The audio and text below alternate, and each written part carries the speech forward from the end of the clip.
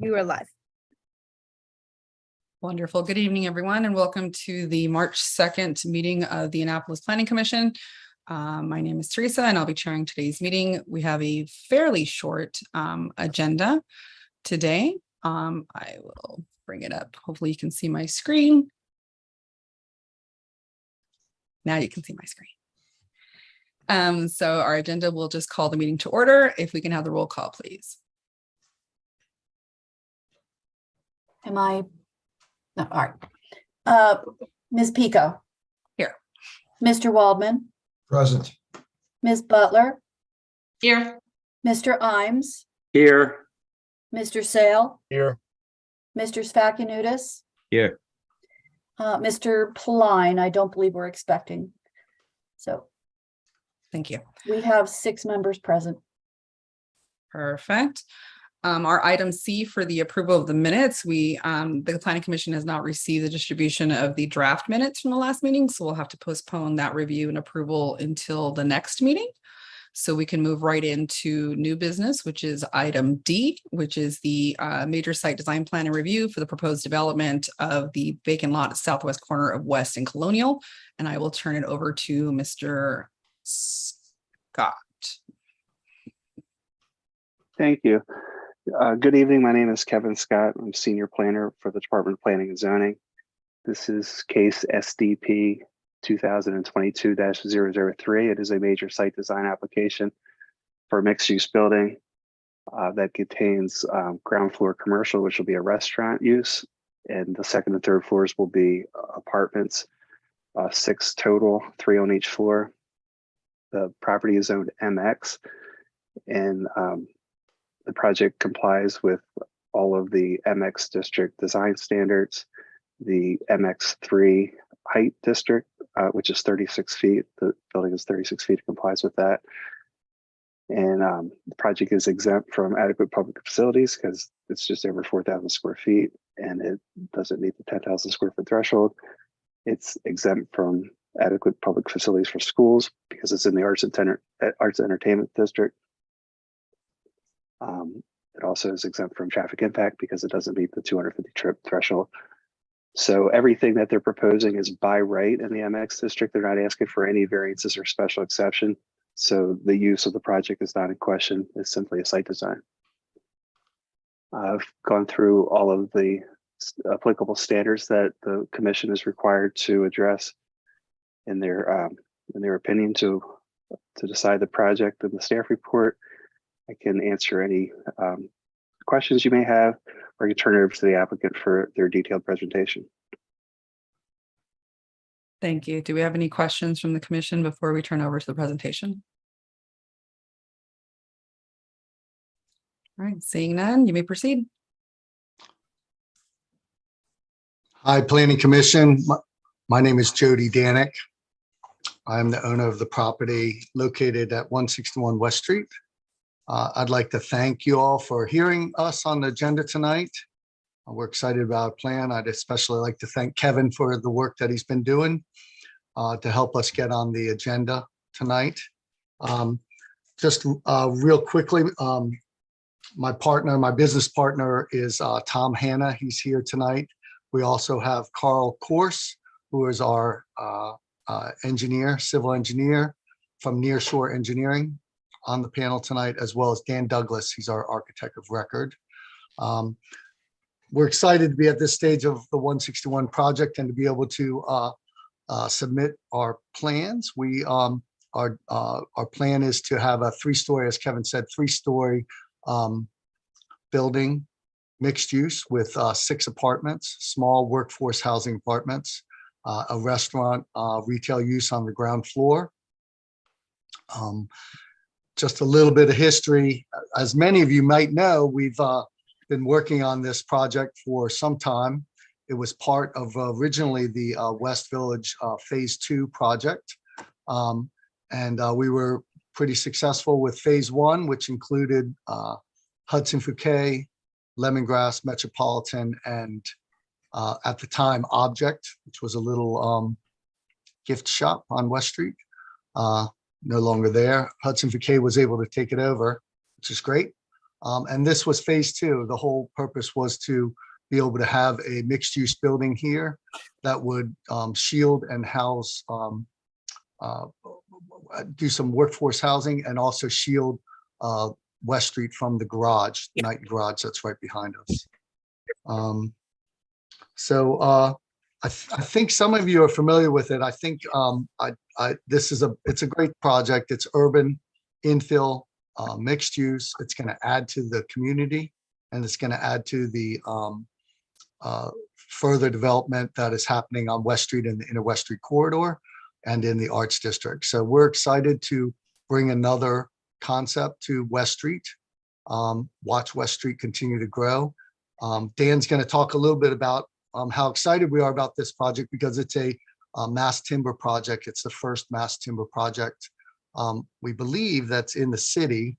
Mass timber is a fancy word for using all wood. The great thing about this, and Dan will go into this a little bit more, is we're able to erect it pretty quickly, and it is green and environmentally friendly. So with that, I think first I'll turn it over to Carl Kors. He's our engineer, and he's civil engineer, going to talk a little bit about the underground works and how we're going to make this happen. And then Dan or Tom can answer some questions and go through their slideshow.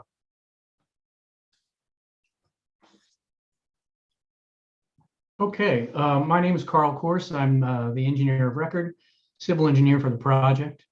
And I'm going to start sharing my screen so that I can show you the site and utility plan that you all have received and reviewed. I should be good. There we go. So I'm going to, if you can see the little hand on the screen, I'll use that to guide us through this bit. We'll start with a zoomed out view.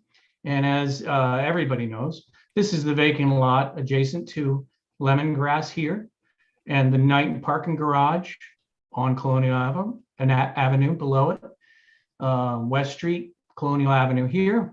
I'm only showing half of Colonial Avenue at this point, but it shows all of the utilities that I'll zoom in and talk about a bit. As with any urban project like this, there's a lot of things going on in the sidewalk. First and foremost, there is a large underground BGE transformer here that provides electricity to several locations around this area. Very specifically, it feeds the parking garage. So there is conduit that leaves this transformer, goes around the corner, stays in the sidewalk, and goes all the way down to this BGE manhole and continues into the parking garage. That is one of our important constraints that we have begun the process of switch diagrams and schematics to start the conversation with BGE and coordinate with their personnel as we move through the grading permit and building permit process.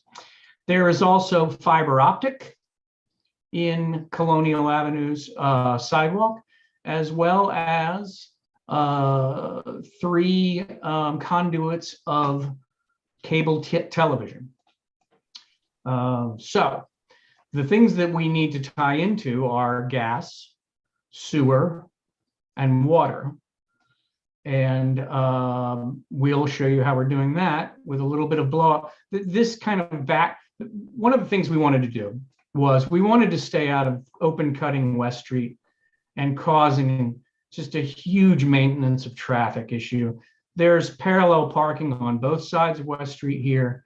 It's very tight in this location. So, and it really doesn't, all the utilities that we need to have to tie into are in Colonial Avenue anyway. So we thought it best to make most of that disturbance happen off of West Street. Now, we are working with the Department of Public Works, Sam Bryce and his folks, and some of this is changing as we speak, and I'll talk about that a little bit. but you'll get the gist of what's going on. So we'll start in this back corner. There is a 10-foot easement walkway between the parking garage and our property line. That currently has a sidewalk that accesses lemongrass and the rear of Metropolitan and other properties.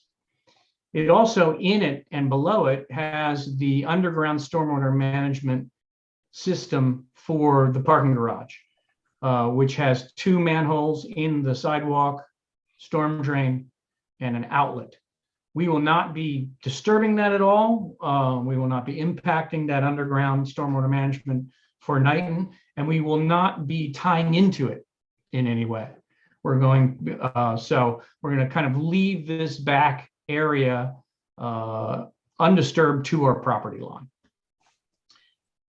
The storm drain, let's talk storm drain first. Storm drain is in Colonial Avenue. It is about 12 feet deep. There's an existing manhole, and that manhole runs with outlets with an 18-inch pipe that goes down into Murray Hill. We will be tying into that storm drain. We will collect our roof leaders and manifold them into one pipe that will likely come out of the basement. We will create our own manhole and tie into the storm drain system, the existing storm drain system. In that same area, there is existing 8-inch water that comes off of West Street here, down the middle of Colonial Avenue, jogs toward our site, toward the curb line. And we will be tying into that with a 6-inch line that will provide fire protection as well as potable water. And that will be a tapping sleeve in the standard sense, with a break for the water meter that will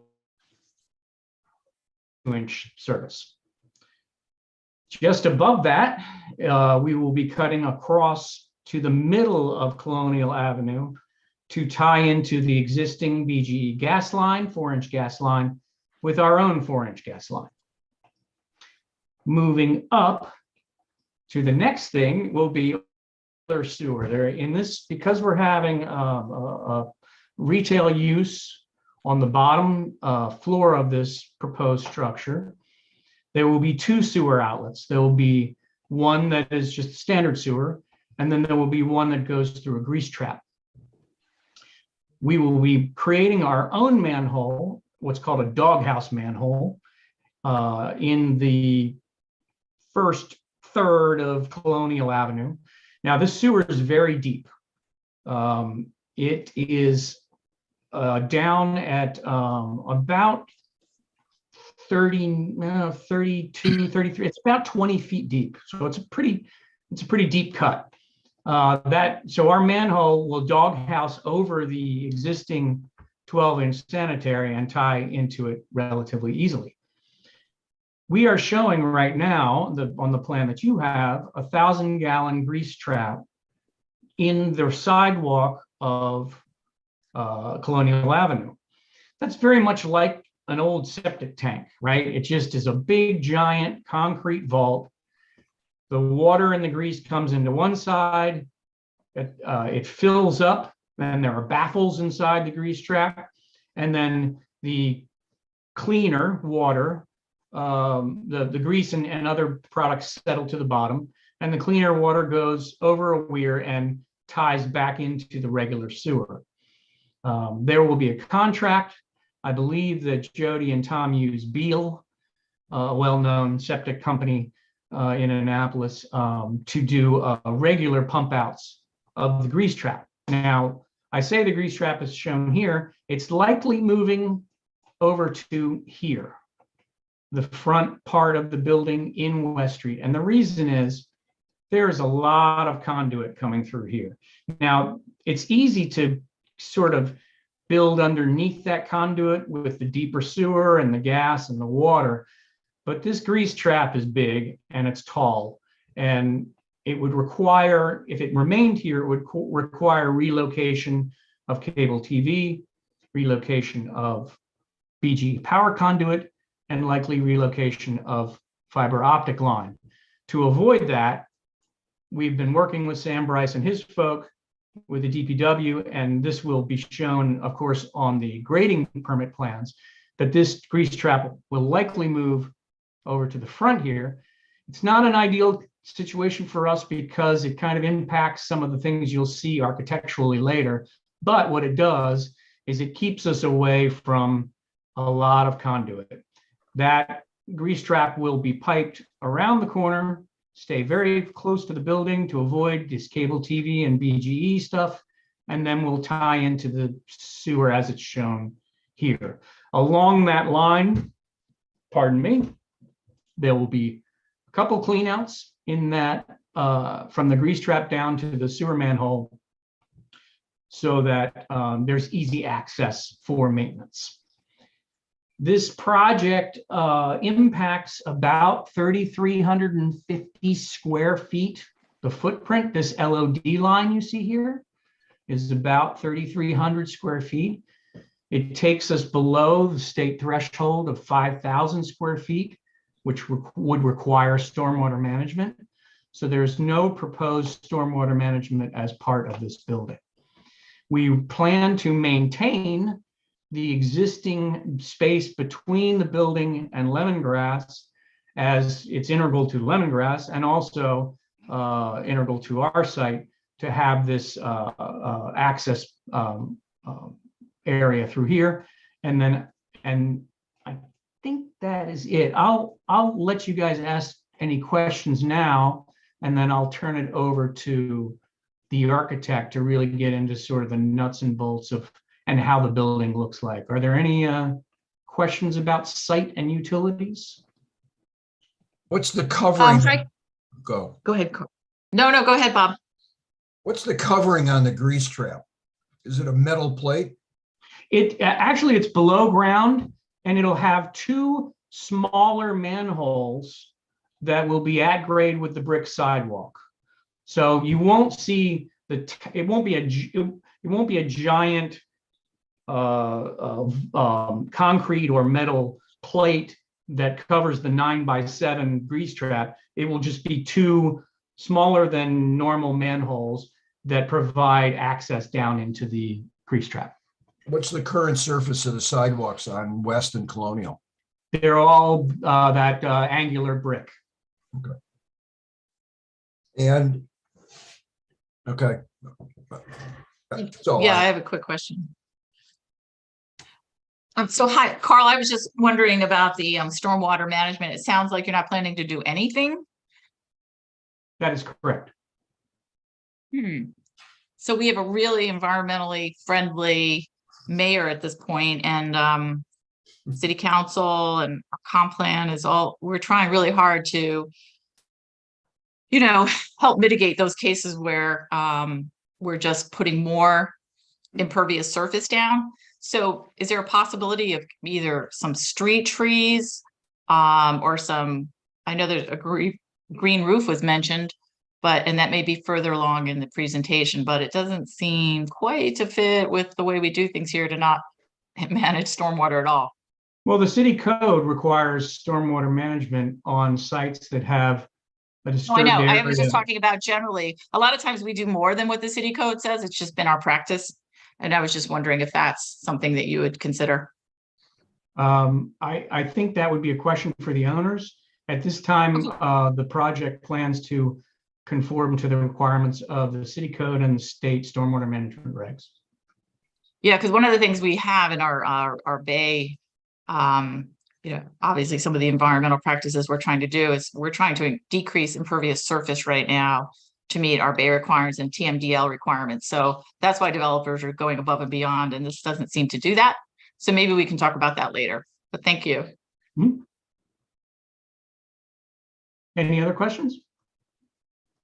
From the orientation here, can you indicate where the residential entrance would be? I think it's probably appropriate, if that's your only question, to move on to the architect, because he's going to cover all of that stuff. So I will, if everyone's okay, I'll stop sharing the screen of the site and utility work, and Dan Douglas will take over and go through all of that stuff. Very good. Sounds good. Okay, thank you. I'm gonna share my screen. I'm Dan Douglas. I'm the architect for the project. Hopefully,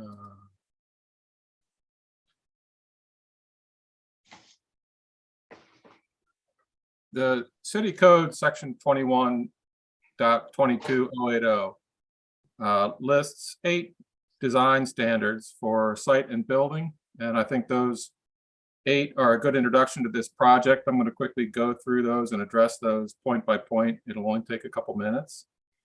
Point A, district standards. The proposed design plan meets all the requirements of the zoning district in which it is located, including but not limited to the site design standards of Chapter 21. So the response, this design complies with the MX district design standards defined in the Annapolis City Code concerning permitted uses, lot dimensions, setbacks, floor area ratio, height limits, alignment of facades with adjacencies, open space, and minimum size of dwelling units. I'll give you some specifics on this. The site is not within the boundaries of the historic district. The lot is an approximately 2,800 square foot lot at the corner of West and Colonial, as you know. This is in the MX mixed use district and also within the mixed use height district 3, which has a height limitation of 36 feet. The lot in question is part of a larger subdivision that was done some time ago, I believe in 2010. And this gold item is Unit A of that subdivision. And Unit A has an area of 2,796 square feet. The floor area ratio for this lot is 2.25. You're allowed 2.25 times as much floor area in the building as is the footprint of the lot. So that's 2,796 times 2.25. You can build 6,291 square feet of usable floor area. And the proposal is 6,076 square feet of usable floor area. The minimum lot width is 50 feet and the width of Unit A is 55'2". The max building height is 36 feet for this district, and the building at the cornice is 35 feet at the moment and will not exceed 36 feet. The required setbacks of the building, there are none. We are able to build to the lot line, and that's what this project will propose to do. There are no open space requirements for this site. So again, we will build to the lot line. The apartments have minimum requirements for size. The minimum size of a 1-bedroom apartment, 450 square feet, a 2-bedroom, 600 square feet. This, each floor, the second and third floors are identical. Each floor will have 2 1-bedroom apartments that are 524 square feet and 559 square feet. And the single 2-bedroom apartment on each floor will be 775 square feet. Moving on to the floor plans, the question was asked about the entry to various parts of the building. The entry to the first floor retail space, which will be a restaurant, is at the corner of West Street and Colonial Avenue. And the kitchen is at the back of the building. The kitchen has a separate entry at the corner of it. There's also an emergency exit from the first floor at the left side of the kitchen. At the space between the new building and Lemongrass, there now exists and will remain a ramp. That ramp rises 22 inches from the sidewalk of West Street to the elevated platform where you enter Lemongrass now, that height will be maintained so that we respect the level of Lemongrass, and you'll be on a raised platform entering the elevator to go upstairs or taking the stairs to go upstairs. In the second and third floors, which, as I said, are identical, there's the lobby, one unit, a second unit, a third unit, a common access emergency exit to the stair tower. And the stair tower is an open structure, as you'll see later in different views of the building.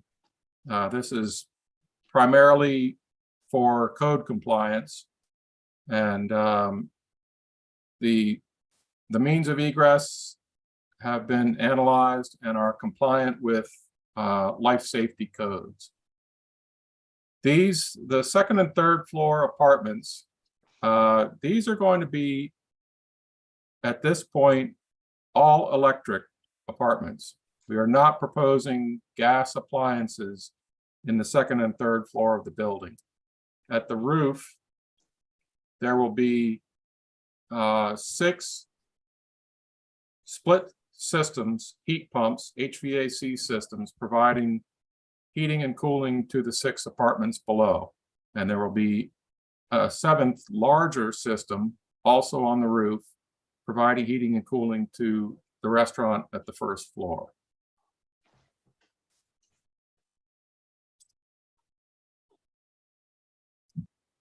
This is the basement. And the roof. And nothing much to say about that. Well, can you talk about the roof a little bit?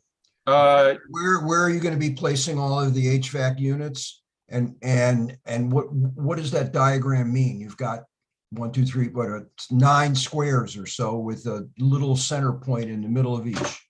Can you The explain? center point in the middle of each is a roof drain.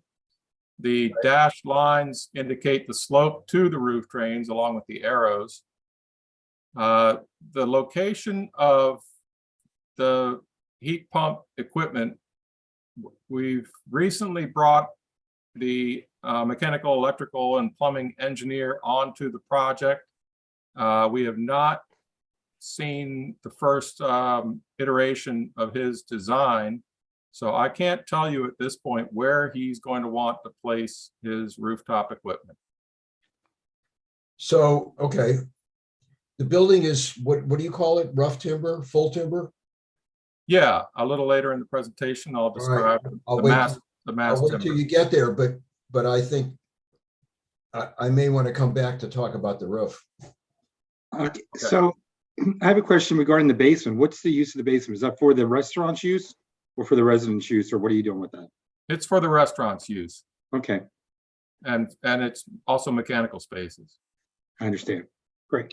Right, And so I have a quick question about the roof, Dan, if you could answer if it's built in a way that will sustain solar panels? That hasn't been a consideration at this point. It can be, but at this point, we have not considered putting solar panels on the roof.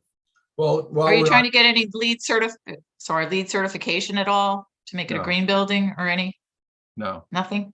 Oh, ooh. and as long as we're still on the roof, can the roof structure sustain a green roof? yes. The Thank roof you. structure, I'll get to that shortly. The roof structure will be sized appropriately to whatever load is on the roof. Thank you.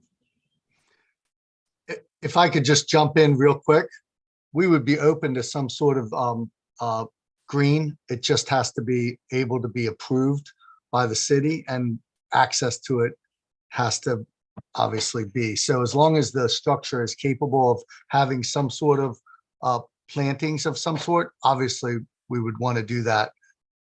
And if there's any other place where we can mitigate stormwater, even though we're not required to, we certainly would. We haven't talked about solar, but it's something that maybe would really be good for this roof. It might get a lot of sun right there because it's a flat roof. So we'll explore that as well. I just wanted to lay that out there that it's not a complete in consideration. Certainly if the city allows it, we would allow it. We just know there's some difficulties allowing the access to that roof, except for mechanical purposes. Great. That's great to hear. Thank you, Jody. Yeah. And just to confirm on the basement again, you mentioned that it was for commercial use only. So just to confirm, there is no residential storage or use or any kind of place for bikes or anything like that. Because I noticed that the units don't have any kind of patio or balcony either. I'm just checking. At this point, the basement is intended for commercial use. If Jody has thoughts on that, he could chime in, but at this point, the basement is not intended to be used by residents. No, at this point, no laundry, no storage for our residents, simply storage for restaurant and mechanical for the building. Thank you. So there's no laundry in the units themselves? There is. No, there is, but not a common laundry area Okay, in the great. basement. Yeah.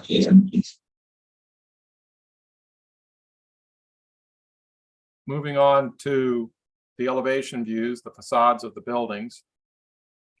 At 2 scales, we see the north elevations of the buildings. We have Metropolitan Lounge and Lemongrass and proposed 161. It's not as tall as its neighbor 151, this building. It's not as tall as Knighton Garage behind it, but it will be from street level, certainly tall enough to effectively block the view of Knighton Garage, and just as importantly, block the view of the unsightly alley behind these buildings.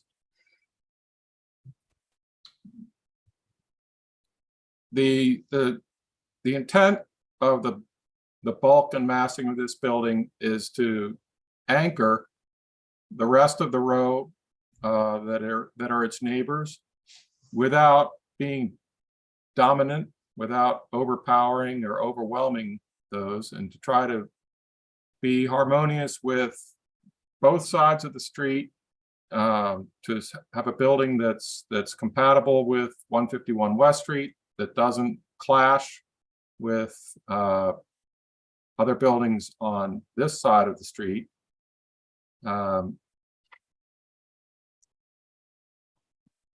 This is the Colonial Avenue side of it.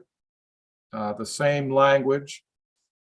We have a more commercial approach to the first floor. First floor has taller ceilings, both by preference and by code. The second and third floors have generous ceiling heights of 11 and 10 feet respectively. You, I noticed that you have some sort of fixed awnings, you call them. Yes. Do they continue around the Colonial side? Yeah, you'll see it in a moment in the Okay. 3D views more Okay, clearly how those work. okay. And the section cuts through the building. Why do you have an elevator? Because people expect an elevator in an apartment building. In a okay. Well, to say, I mean, I like the fact that you have an elevator to accommodate any All of right, these. all right, all Furniture right. delivery works too. You know, there's all kinds of different needs.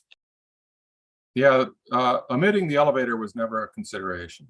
Okay. I think it's an Unless the commission required it for some reason, we would certainly think about it, but There you go, Bob. Teresa requires it. yeah, it's an expense, but it's something that we think is going to add a lot of value to the building to allow residents up and down access. Okay. Here we've got some 3D streetscape views of the building that give a much better indication of the bulk, the height, the massing of the building, the compatibility with the neighbors, the architectural style. I have tried to make a design that is, I guess you would call it transitional. It has elements that are modern. It has elements that are traditional. It's meant to be compatible with a very traditional building right next door of Lemongrass, a very modern building across the street at 151, and even behind it, the very modern look of Knighton Garage. The first floor of the building has a lot of glass, and I'll zoom in. Well, you could see it in these. There will be roll-up windows, which are very fashionable in restaurants for a good reason these days. They're wonderful to raise those on a nice day and open to the sidewalk. And we'll have the ability to get a couple of little bit of sidewalk cafe activity, and planters and umbrellas. And What are your, Yes. what's the width of the sidewalk, the sidewalks on West and Colonial? about 12 to 15 feet. I'd have to refer to my drawing for that. I don't Okay, know but that the off West the top Street of my head. sidewalk's a little deeper? I believe that's true, but I wouldn't, don't hold me to that. I don't know that off the top of my head. I'm not conversant with the regulations on sidewalk cafes. Are you? Yeah, essentially, if we have to leave, I believe it's 4 feet. I'm familiar with the sidewalk cafe rules for the historic district. This isn't in the historic district. So I wouldn't swear that these are the same rules that apply outside of the historic district. Okay, But the rules, the most important rule is to leave an adequate width for pedestrian traffic. And we have ample room in these sidewalks to do that. well, if one's 15 feet, that may be true, but the other one, the other Colonial Avenue appears to be more narrow. And what I would ask you to do between now and the next session is to look up what those sidewalk widths are and what the regulations are on sidewalk cafe dining to make sure that there's enough room for adequate pedestrian circulation. That's one question, okay? Okay, so we Yes. can come back to that in 2 weeks. Awnings, I don't see awning on, I see something that looks like an awning on the West Street side. Do I see the same thing on the Colonial Avenue side? Yes, and it'll be visible in other 3D views. Okay. I'm going to zoom in on, Is it possible for awnings to extend off into the public space? Can an awning be built that actually intrudes? Well, it must, because you're building to the lot line. So any awning that's there that you show is into the public space. Is that correct? that's correct. Okay. Well, I think you might consider extending the awning on the Colonial Avenue side, and you might really consider how deep to make those awnings so that they're really actually more useful. Follow me? Yes, So that, you don't have to have umbrellas and blah, blah, blah. I mean, it just, it'll keep sun and rain off. So if you're able to intrude into public space, deeper awnings may make some sense. I But agree. we need to make sure that there is really adequate pedestrian mobility down these sidewalks.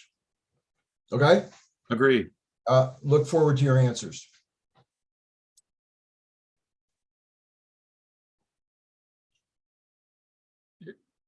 This is the best view I have of these awnings. Oh, so they're open. The intention is that these would be, for lack of a better word, a thick, heavy lattice. Each of these members is approximately 3 inches, and it's a 6-inch grid. And above it would be tinted dark glass, and it probably would not be glass, it would be polycarbonate. Okay. But the intent is that they're not opaque. They're effective in providing attenuation of sun, but they're not intended to block the sun, and they're not intended to be opaque. And Gotcha. the language of these awnings would be repeated in the soffit up at the roof of the corner pillar.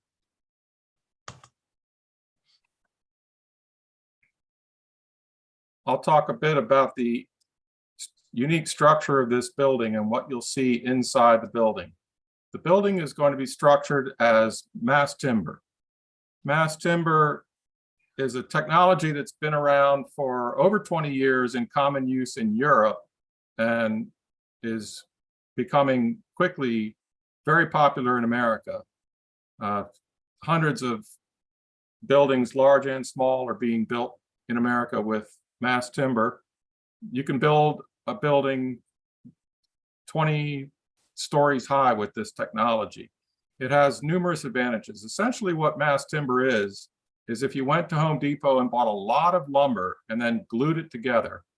This is how these timbers are made. They're glued together framing lumber under high pressure with some very high-tech glues. This technology produces the beams, the columns, and even the floor plates. These floor plates are 5 layers of lumber stacked going in opposite directions for each layer, glued together. They span, there's no need for a beam. These floor plates span column to column up to, you can have spans of 16 feet or even more between columns without needing beams. So this technology has numerous advantages in terms of the impact on the environment of putting a new building up. Wood is a renewable resource. It's very managed, carefully managed resource. These the trees that these elements are being made from are not old growth mature trees. They can be smaller trees because you only need smaller components to glue together into columns, beams, and slabs. The second advantage has to do with fire protection. When you're in a mass timber building, you may see no steel fasteners connecting the various elements of the building. The fasteners are embedded and hidden in the ends of the members. And what this does is protects the steel in a fire. So the outer inch of the structural members is sacrificial in a fire. It chars, and when it chars, it protects the rest of it.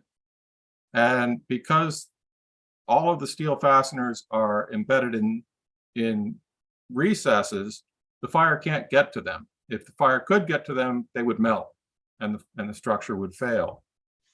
So that technology is what, combined with fire sprinklers, is what has allowed the building of some fairly large buildings, many stories tall, with this technology in Europe and everywhere else, including the United States. At this structure, the structural system is trucked in like a set of Tinker Toys. It's like an erector set. It's cut not by people, it's cut by computers and machines. The 3D model of the structure is accurate to a 32nd of an inch, and machines cut all of the holes needed for mechanical and electrical systems. The whole thing is pre-cut, pre-manufactured in a factory. When it shows up at the site, the expectation for 161 West Street is that this entire structure will take about 10 days to erect. And this is going to minimize the disturbance on West Street. It's going to minimize the cost of putting this up, the time. It's a tremendous savings over the long labor time that's required to stick build a structure for a building. Inside, it's beautiful. It's natural wood. The wood is pre-finished at the factory. And this is an example where you don't see the steel fasteners, but they're there. They're all hidden and buried. The grate that you see here would be a combination of diffusing HVAC, diffusing cool air and ventilation air, and also providing some sound attenuation, which is one of the bigger challenges with this open system. How do you attenuate and make sure that the building is not too noisy? And there are lots of measures devoted to that. But inside, it's really beautiful. This photo was taken when the floor was still bare wood, but the floors aren't bare wood because it would be very noisy in the apartments. So that above, on top of these long wood panels, and these appear to be 50 to 60 feet long, there's a 3-inch slab of lightweight concrete poured on top to provide sound attenuation. So we're pretty excited about the possibility of erecting what will be, as we understand it, as we've been told, the first mass timber building within the city limits of Annapolis. There are others. There's 1 or 2, I believe, in the greater Annapolis area, but not within the city limits. And lastly, to finish up, there was a question raised by planning and zoning about the stucco facade of this building. And the general recommendation from planning and zoning is that stucco not be the finish at ground level because of issues of durability, that it be some much more hard, durable, impact resistance material applied at the ground level. I've used this product on numerous projects at both upper stories and ground floors. Stowe is a major provider of one of these synthetic stucco systems, and all the stucco that you see going up nowadays is synthetic stucco. It's a panelized composite stucco, and it comes in a variety of finishes. We've chosen quite a smooth finish. We don't want the traditional stippled stucco look. We want this to look basically like stone, which it will. So the impact resistance of this stucco system is achieved by 2 layers of mesh. This gray is the stucco system, and behind it, the peach and the blue are fiberglass mesh layers. The standard, if impact resistance is not a primary concern, the standard weight of the fiberglass mesh single layer is 4 ounces per square yard. And that provides minimal, adequate impact resistance for a non-critical application. When high degree of impact resistance is desired, you add a 15 ounce per square yard mesh. So the target is approximately approaching 20 ounces per square yard of fiberglass mesh to protect this.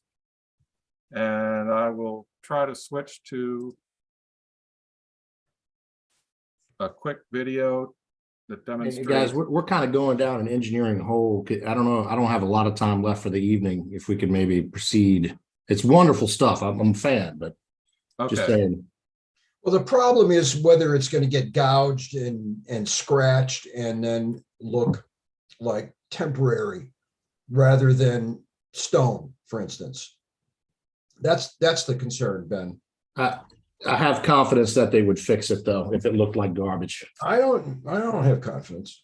I mean, you got to put it up right in the beginning. Okay, let's keep going down the hole. All right. Other than I can continue this video, but that's the entirety of what I have to say about the stucco system. And this is a fairly technical video, but the most important part of this video, I would say, is this moment where a 4-pound steel ball does no damage to it. And then they put it through an impact test, which it passes. Okay. I think we can handle this, and I have a suggestion, and that is going to be that you make the presentation to staff, and if staff becomes convinced that this product is more than adequate to provide, to fulfill the policies that we've been setting for years, which is that there's no artificial coverings on the first floors, but this is a new product. We haven't seen it, but if it convinces staff between now and the next 2 weeks, they'll report back to us. Okay. Ben, is that okay, Ben? Yes. I'm already fine with it, so. Good. Well, I don't know anything about it. Gotcha. Are there other questions? What about, go, whoever. Mr. Waldman, I just wanted, just Carl Course, I wanted to give you information that you had asked for. The sidewalk width on West Street is 13 feet 8 inches from the top of curb to the proposed facade. And the width on Colonial is 8 feet 4 inches from top of curb to facade. All right. Thank you.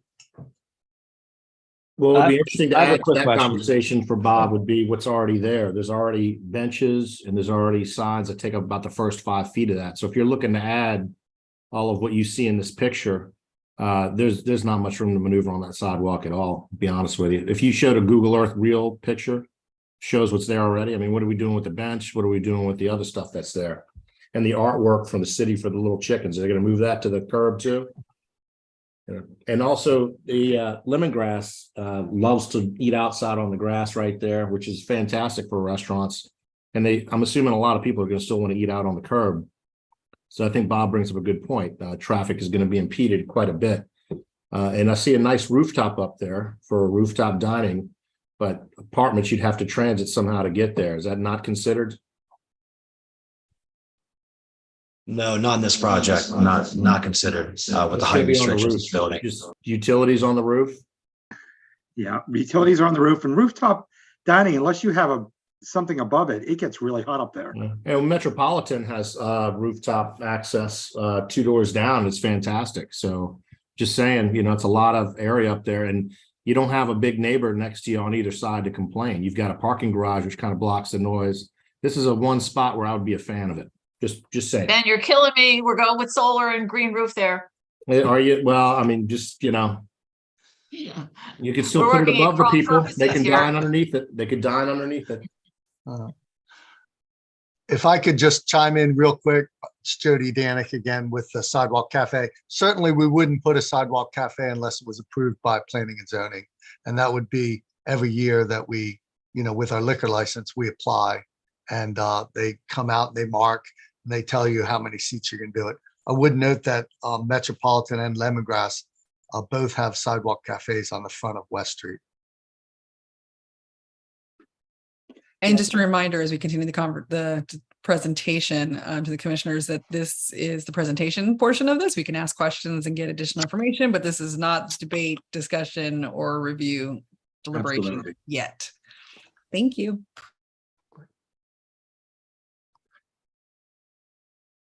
All right, so we can continue with the presentation. My portion is complete.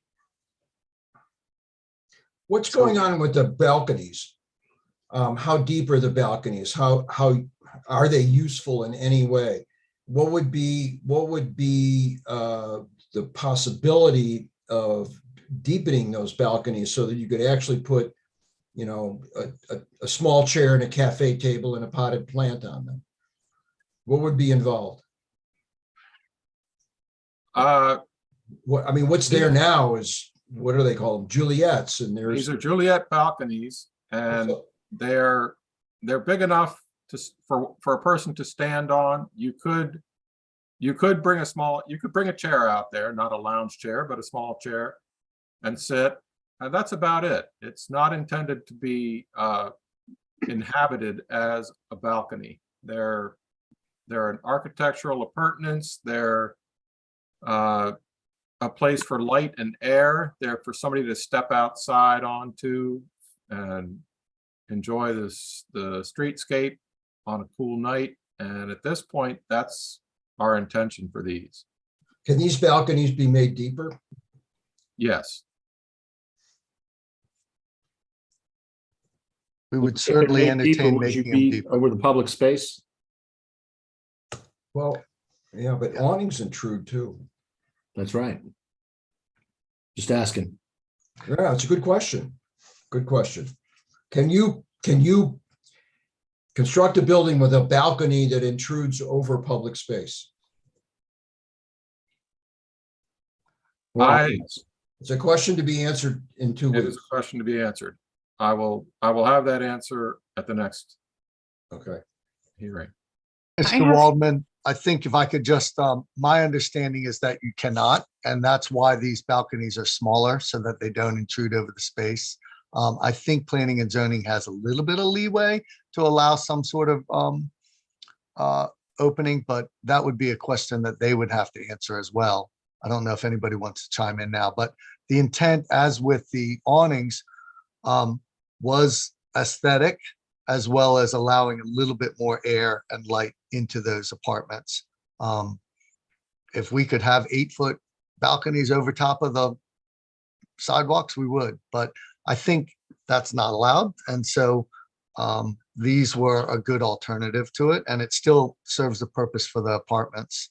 But again, if planning and zoning went back and said it was something that we would be capable of doing along with a green roof, we would entertain that too. Good. Well, I think, Mr. Danik, I think we'll get an answer over the course of the next 2 weeks. Great. You know? Yeah, I have Okay, a thank you. question. Colonial Street is about 6 feet, right? Give or take on the 8 feet. Is it 8 feet? Okay, thank you. Then my question is no longer important. The other question I have is, as far as I have a question about garbage. Is that going to be in the alley standpoint, or is it going to be somewhere here? Like, where is that? Considering you have 6 residential units, commercial facilities, is that all going to be alley? And I'm looking at just access.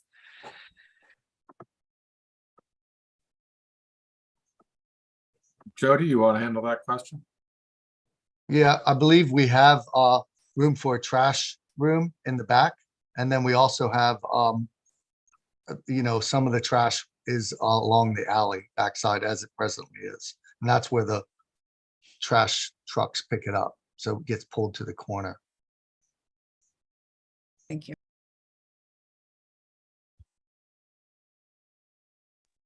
All right, do we have any other questions? And I'm assuming this concludes the presentation from the applicant. Yes. Oh, So before we get into, so I'm sorry, you have any other comments before we start with additional questions? No, ma'am. Thank you. All right, fellow commissioners, Mr. Waldman, do you have any further questions? Well, I have questions about the waiver of the parking requirements. And I have a proposal to make. And that is that actually, I have a couple of questions.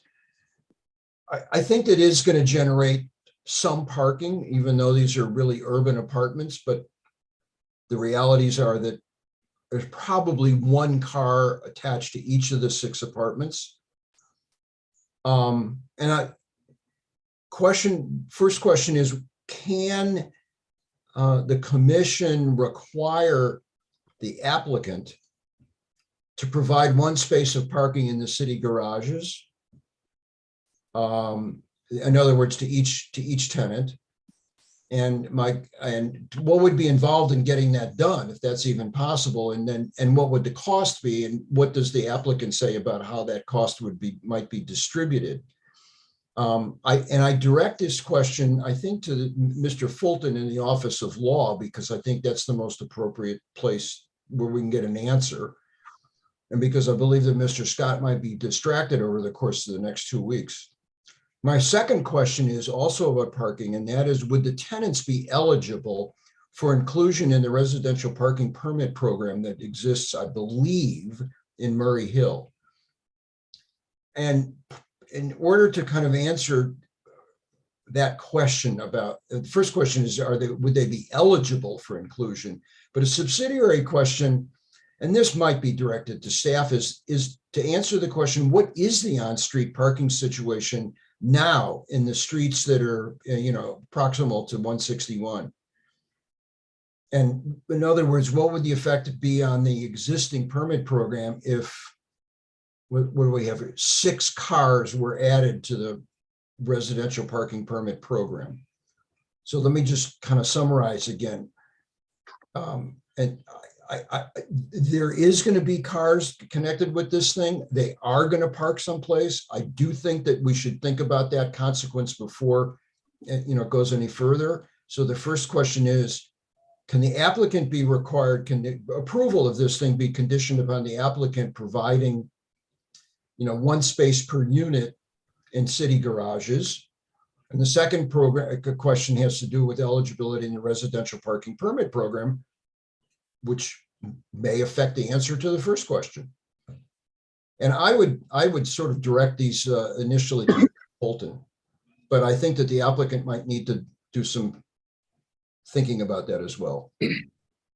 I've got each of your questions noted, Bob. I'll certainly take a look and advise the Office of Planning and Zoning.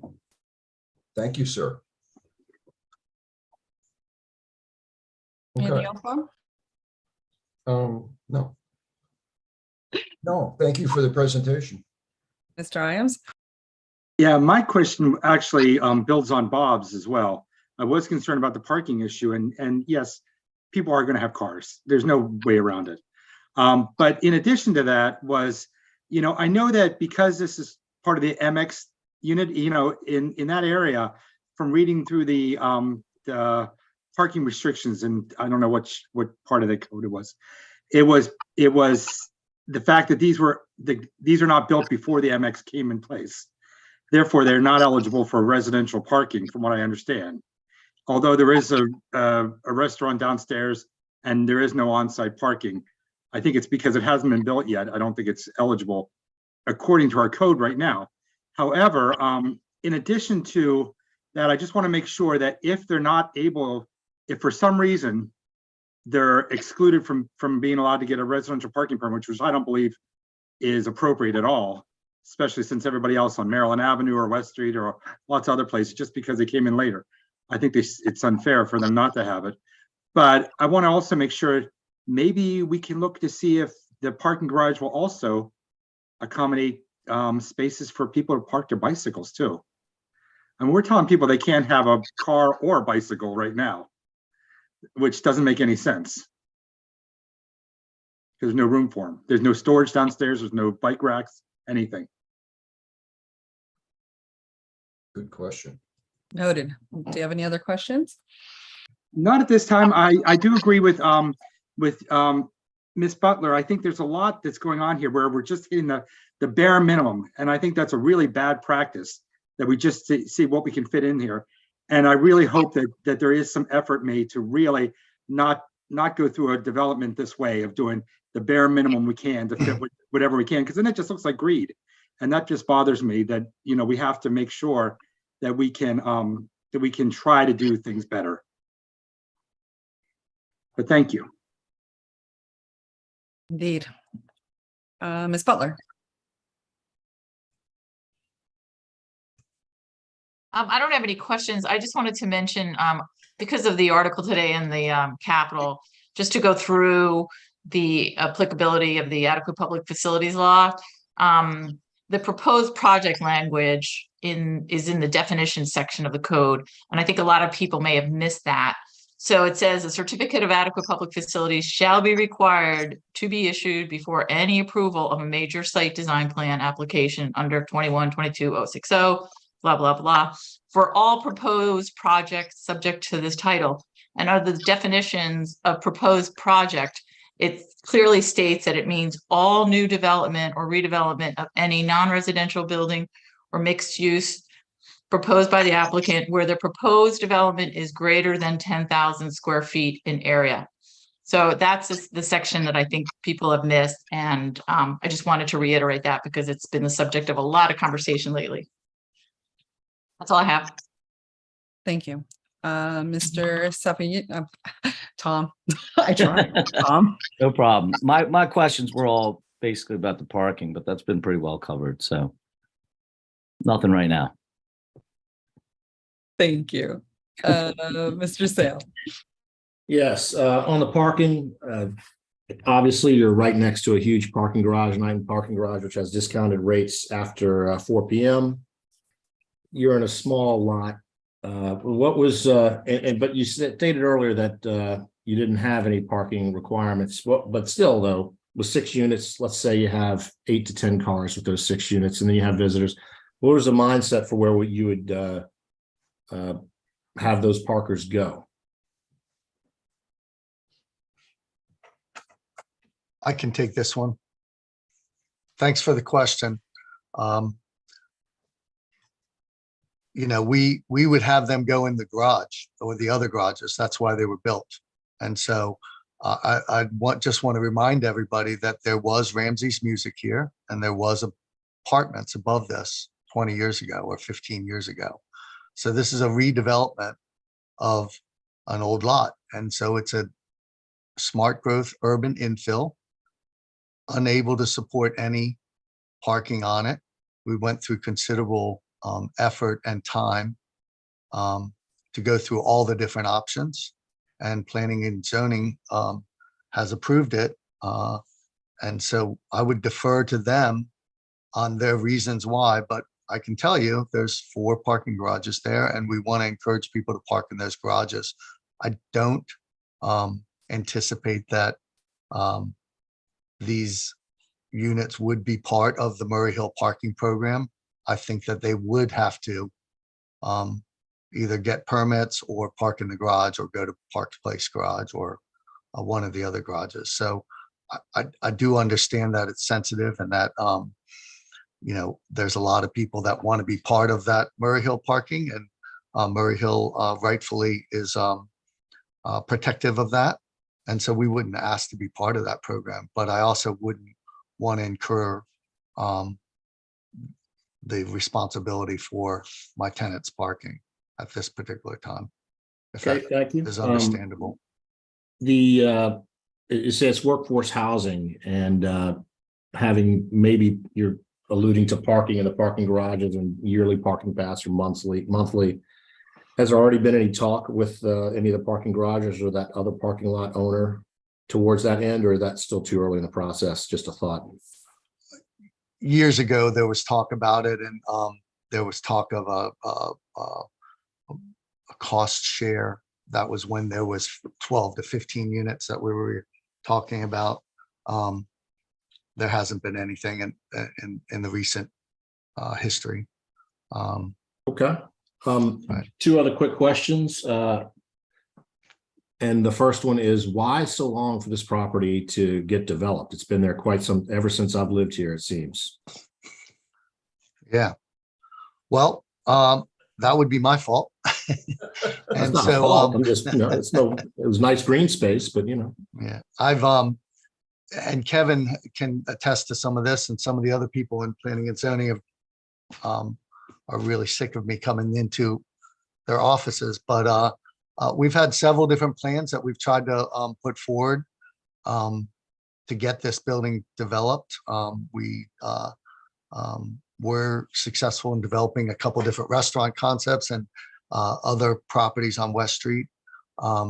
This particular project, you know, partially because of its small space, partially because of the parking requirements in the city code, partially because of timing, partially because of different partners that stepped away during, you know, financial meltdowns and pandemics and different things. So, you know, it's tough. It's hard to do. And you know, it's a tight space that requires a really good design and a really good concept to actually make work. And we're pretty happy with Dan's design. We think it's can use some improvement. Certainly you guys would be able to give us some opinions on it. But we think the use is appropriate for Annapolis. It's smart growth. It's an infill building that needs to be developed on West Street. There's only a few spaces like this in Annapolis that are unique like this, and they do need to be developed, and they need the help of all you people to understand how the entrepreneurs are going to be able to develop them. We're not big developers. I have my partner, Tom Hanna, who's been our managing partner at Metropolitan for the last 12 years. He's about to finish his MBA. I want to keep him as part of my program, as part of my organization. And this is one of the ways that we're going to help support his new role on West Street, is to develop this property and develop the restaurant. And so, we're super excited, and we hope that it can become part of the West Street corridor. Okay. Thank you. I don't want to make you go any longer. That was good. And the last thing I have, I'll go on and on. I'm sure. Last thing I had was the rooftop space.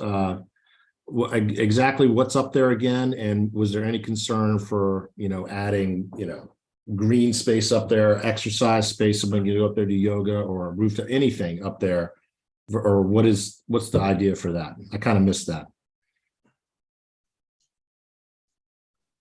At this particular point, there is no access to the roof for any of the residents or restaurant people. And that's due to height restrictions. It's also due to the stairwell that liability issues probably in stairwells. It was suggested at one point to put that Airstream up on top and make a party roof. I'd love to do it. Wonder where that came from. It wasn't my idea, I'll tell you that. Yeah. However, as good an idea as that may have been, it's not really feasible in terms of the code and how this building is being built. So, a green roof or access for a mechanical person to go up there, I think is certainly possible, and probably for a gardener to go up there to be able to, maintain some plants or things like that, I think would be great. But at this point, it's just not built into this building structure to allow that, other than mechanical and, a workman up there. Okay, and I'll throw this back at the city. We have, in our comp plan and other things, looked at trying to create more spaces for green and area for people in those cluttered areas of downtown. So I'm wondering how, from the staff side, how our code is limiting us from actually doing something to a lot of space, a lot of square footage that might be used for something else, because clearly the developer is going to leave it as basically mechanical space. But that's all I have. Over to the staff to comment on anybody else. And last thing before I leave is thanks everybody for being here, and our condolences out to the family who lost somebody in Oberry Court about 2 hours ago, about 300 yards from your structure. So there was a shooting over there a little while ago. So, but our condolences, and I'm done. Thank you. Thank you, Mr. Iams. Yeah, I was just a little curious about the references to the Murray Hill Parking District. I didn't know there was such a thing. I just thought they were just the different districts, like 2, 1, 2, 3, whatever. I didn't know there was such a Murray Hill sort of thing. So I wanted to understand that a little bit eventually. And I'm wondering, because this Ramsey's Music Hall was there before, does that still, because there was a building there before, do those restrictions still apply with this? I know there's not parking right next to this building. I mean, you have to go pretty far down Colonial or Southgate or even Monroe Court across the street to even find street parking that's residential. But I'm just wondering, that's maybe a question later on for the staff. But if we still don't allow people to get parking permits, I just want to make sure that that's very well communicated to people renting these things before they move into them. Because I know there was a huge issue with Uptown and Murray Hill at one point, because there was a lot of talk about people assumed they had parking and they were sold that they had parking, but they didn't have parking on the street. And then it finally got, yeah, you have the right to park in the Murray Hill area. So I just want to make sure that we clarify all of this as we go forward.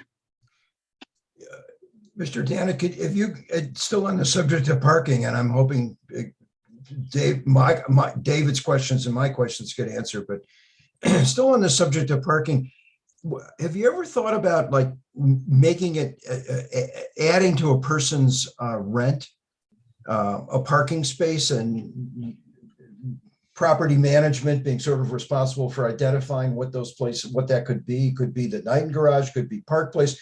It could be behind the Four Squares across the street, because there's a lot of parking behind those buildings. Do you follow me? I mean, you know, the rent is $2,000 a month, but with parking, it's $21.25 or whatever it may be. Have you, I mean, you could consider working it into the cost of the rents? You're muted. Mr. Danik, you're muted. There you Yep. Hi. Yes, we have considered, these are small spaces. And so we have, you know, we're trying to be very conscious about the price point so that it is considered workforce housing if they are, you know, I know rents have gone up a lot, so it's hard for people nowadays, but, you know, my hope is these are people that are working for us, that all they have to do is walk across the street and they can come go to work. That would be a perfect solution. But we, you know, we've tried to think about models, economic models, to build that in, and we can look at that again, but we just didn't want it to be a requirement of being able to build here. And as it is now, and maybe planning and zoning can speak to the parking issue, we are not required, and we would not want to try to add a further burden onto the rents of the tenants. But it would be voluntary. If it was voluntary, then that would be one thing, and that's exactly what it would be if it wasn't required in their lease. See what I'm saying? I do. But, you know, and we anticipate that they will, because most people will have a car. There might be one or two people that work locally that ride their bike or do a car. And I think there is space maybe for a few along the inside of Lemongrass in between the two buildings to maybe put a bike rack, or obviously there's a bike rack right out front too, from the Arts District. But, you know, we would look at all these things. We want it to be modern, new workforce housing for people, or also for, you know, people that are downsizing that might only be living here 6 months a year and want a place in the Arts District on the Inner West Street corridor that's not so cost prohibitive.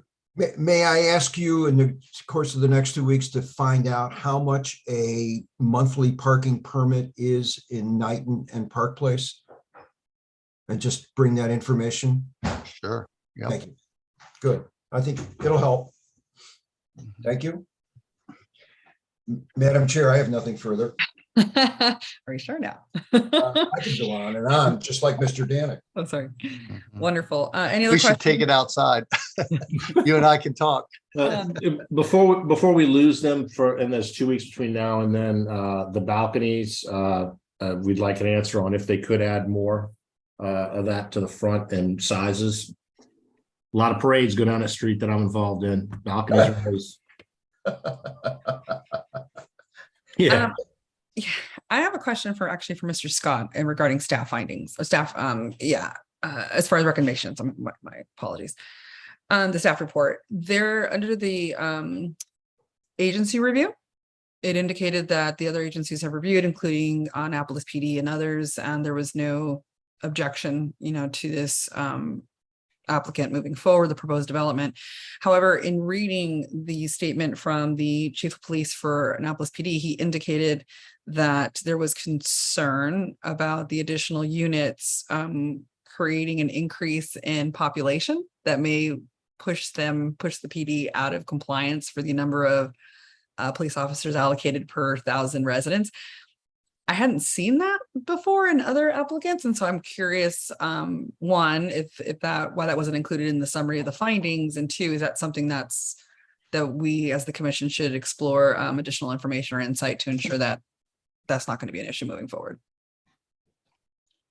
Well, hi, it's Kevin. The project's not subject to APF, so the police department wasn't being asked to comment on APF. So that's basically why it was a sort of a non-issue, because they're not subject to APF. Ah, understood. So the comments were provided, but they're not subject to it. Thank you for the clarification. All right, thank you. So that, so if the applicant, that concludes your presentation, is there any additional information as we close? Not at this time. Wonderful. No, I'm I sorry. do have one thing to add. Night and Garage is $110 a month, Bob. That's a deal. Yeah, it is. Understood. So this agenda item was considered new business, and we will reconvene on this item in 2 weeks for public comment. Yes. Yeah, but I just want to clarify one more thing. All the parking garages are sold out in Annapolis. At this time. Wait, 110, but you can't get one. You can't get one. Really? What? At night? All the parking garages are sold out according to the Annapolis parking website. No spaces are available As of today. as of their website, but who knows? They spelled parking wrong on their website, so who knows? So I need to build a parking garage is what you're telling me. All right. All right, seeing that all questions have been answered thus far, we'll reconvene on this item. I thank the applicant and everyone who provided information for our discussions. Much appreciated. We'll follow up and we'll look forward to additional information provided in 2 weeks when this returns to the agenda item. At that point, we will accept public comment and discussions, and then we'll move forward with evaluating and making our decision. That closes out agenda item D. And so moving on to to item E, which is unfinished business. Thank you, guys. Great presentation. Appreciate it. Thank you. Thank you very much. So unfinished business. Thanks for your time, everybody. Thank you. Thank you. You're welcome. Start out with a picture next time that's beautiful. Sell it. Some of us are more visual. Understood. Unfinished business, Mr. Waldman, you have the floor. Ladies and gentlemen, I would like to bring you up to date on the status of I'm not quite sure what the title is, either revised or supplemental or fleshed out findings on the villages at Providence Point. Mr. Pline and I have spent, and Diane Butler, Ms. Butler, have spent a lot of time on this. And I think that we're coming close to being able to provide to you a kind of a final draft. We want to get some citations, and you'll see when you get it. It's not long, but it's somewhat dense. And I'm going to ask you to, when you do get it, to read it. And if you have comments, email us your comments or work with Alex on how to, add comments to the document, which I'm not good at, but it's either in Google Docs or it's some other format. I don't know. I don't know how to do it, but read it. Okay. And think about it and try to think about, like, have we addressed the questions that the judge asked? Are we providing justifications for our decision that was made? Are the facts in there? Are we missing something? That's the hardest question of all. If you're missing something, and I'm going to ask you to read it because we want to get moving on this. We want to put it onto the March 16th agenda. And on the agenda, it will be, Ms. Rouse is listening, I hope. It will not be a matter for hearing because we're not going to be reevaluating or voting on our initial decisions, but I assume, will be looking solely at having supplemented our findings. And so we may vote on that, but it needs to get onto that March 16th agenda, and we need to give the Office of Law some time beforehand, to get their 2 cents in, because they're the ones who are going to have to defend it in court later. Right, and just to clarify, this is a draft response to address the issues that were raised. And as a reminder, both myself and Mr. Spakanitis have abstained, so we are not participating in that development of the draft. And then once the commission is able to review that draft and working with our council, we'll move forward on next steps. But this is just your advisement that that is forthcoming and your participation input is needed. Right. So you and Tom are not going to be, that's right, you're abstaining. So You're abstaining. you're relieved from the obligation to read it. But I know you do anyway. I know you want to. Okay. But We will that's not be still reading. contributing or participating, correct? Yeah. But We will be that abstaining. that leaves Pline, Iams, Waldman, and Butler, and Sale. So that leaves 5 people. Okay, we're okay. That And means the exact title this is going to be, is it going to be revision to or clarification? I like to think of it as Response. a This will be supplement. a formal. No, I'm going to let Bob say it because I mean, this is something that was declined basically by a judge, a high level judge. Point of order. Mm. This is not a discussion item. This is not something to opine. This is not something to move forward. This is simply an unfinished business item for the commissioners to be aware that a draft. I'm aware of that, but we're handling a document and I want to know what it's titled for legal reasons and how and why we're not getting an outside source. I know we've got Bob, you're a lawyer, Diane's a lawyer, you guys are professional, we've got our own law department, but why have we not contracted or an absolute specific professional regarding to this to then make this perfect? I don't want to rush something up March 16th through the chain. Okay, You know, okay, that's a legitimate question. but I mean, maybe Bob probably has the answer. I mean, and you're a professional, Bob. You've been doing this for 20 something years. I totally have faith in you, but just want to be sure. You know, I don't want to rush something like Teresa? this. I have a quick question. Maybe this is a conversation we should have after we are not on YouTube anymore. Because it's not part of our. I don't see any reason we can't have it right here real quick. No, right. Well, And- it just a lot of. And this is why I'm trying to Uh, steer the discussion and conversation. This is strictly, again, this was own- exactly, the commissioners are expected to review the information that reevaluates the initial hearings and so on to ensure that there is information there to provide a direct response. As such, the commissioners will receive a draft commentary discussion item that they need to review and provide comment on. And the title is undefined. It could be revision. I'm sure we have a formal title, but this is all under the purview of our council. Well, we've done the work and we're going to provide it to council. The reason I think, Ben, why it wasn't given to outside counsel is because outside counsel came into this, you know, they were contracted to us well after these hearings, you know, were well underway, if not Right. finished. And, you know, there were, how many sessions did you run? 5, 4, 5, 6. There are 2,400 pages in the record that was sent to the court. So it made sense in a way for us to take an initial stab at doing this. The Office of Law has got enough things to do. So if our work is good and, you know, and it's sufficient, fine. We saved everybody else a lot of time and money. Okay. And so it's supplemental or clarification? Either one of those. Let We me don't know yet. let me percolate on that one. Okay. Fair enough. Thank you, Bob. You're welcome. So Bob, if we're going to put this on the agenda, you have to come up, you know, this would be under like a new business item and you would need a title for what it is. So in order to put that on the agenda, we're going to need that fairly quickly. I don't think that we had originally planned to have a meeting on March 16th, but you know, happy to you know, put an agenda together and That's why it's the perfect meeting for it. Nothing else, right? no, you just continued the hearing on 161. Yeah. Right. So just, that's all, just so if you could get that to us by like Monday, that would be helpful. Very good. Okay. Thank you, Bob. So that should conclude our unfinished business. So I need a motion to adjourn.